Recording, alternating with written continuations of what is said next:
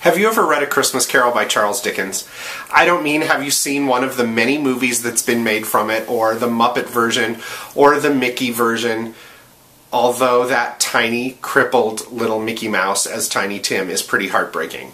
But I mean, have you actually read the original text by Charles Dickens? If not, I really think you owe it to yourself. It's pretty good, and I think you'll enjoy it. Charles Dickens wrote A Christmas Carol in 1843, all in a rush right before Christmas time, and it was published in December of 1843, just in time to give it as Christmas presents.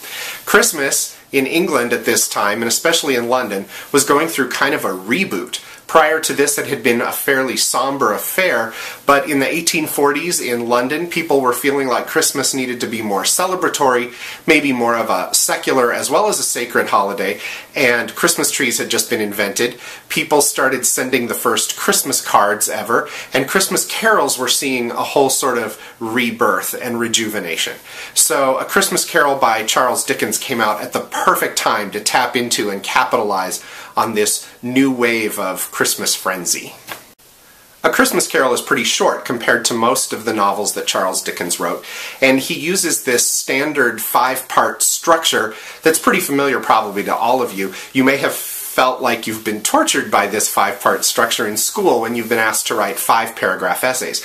But it's actually a pretty brilliant and universal structure for something, where you have an introduction and a conclusion, and in the middle you've got 3 sections of some other stuff. Maybe something that's persuading you of something, or 3 examples of something, or 3 parts of a story, like in A Christmas Carol by Charles Dickens. You may have heard it described as a sandwich or a hamburger, where the introduction and the conclusion are the bread that holds it all together, and in the middle you've got the meat of the matter. Just as an aside, and for a little bit of a Christmas tie-in, there are several Christmas carols that also use this 5-part structure. One of my personal favorites is Good King Wenceslas. You might have only ever heard the first verse, but there are actually 5 verses. You could go look it up online right now. The lyrics are easy to find, or you could look it up later, or you could just take my word for it. But the first verse that most of us are familiar with introduces us to stuff like Good King Wenceslas and the setting, the Feast of Stephen.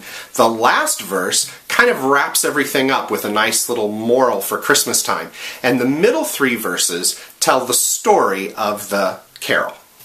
So anyway, A Christmas Carol by Charles Dickens follows this same 5-part structure. It's written in 5 parts, 5 chapters. Charles Dickens calls them staves, which is an old-fashioned word for the verses or stanzas of a song. And so he's sticking with his theme, calling the book A Christmas Carol and calling each of the chapters a stave, or one verse in that carol. Stave 1 gives us the setup we need to understand the rest of the story. Your English teacher would call it the exposition. It introduces us to the main character, it introduces us to the time and place and the setting and all the stuff we need to know. Stave 5 is actually called the end of it, and it kind of wraps everything up with a nice little bow. And in the middle, we have the meat of the story, the heart of the story, and in this case, of course, it's the 3 ghosts, past, present, and future. Stave 1 introduces us to the main character, your English teacher would say protagonist, Ebenezer Scrooge, and he utters his famous phrase, bah humbug, and it's hard to imagine that 170 years ago nobody had ever heard of the phrase bah humbug or the character Ebenezer Scrooge till Charles Dickens invented them. And later in Stave 1, Ebenezer Scrooge meets the ghost of Marley, his business partner who's been dead for 7 years. I don't want to say too much more about Stave 1 because I want you to go read it, and then I'll come back next week and talk a little bit more about Stave 1 and Stave 2. But in the meantime, honestly, go read A Christmas Carol. And you can look it up easily online. The text is everywhere. You don't even have to go to your library or your bookstore or track down the actual book unless you want to. You can read it right online.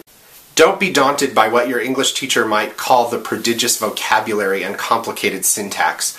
In other words, the big words and occasionally long sentences. Just read it fast.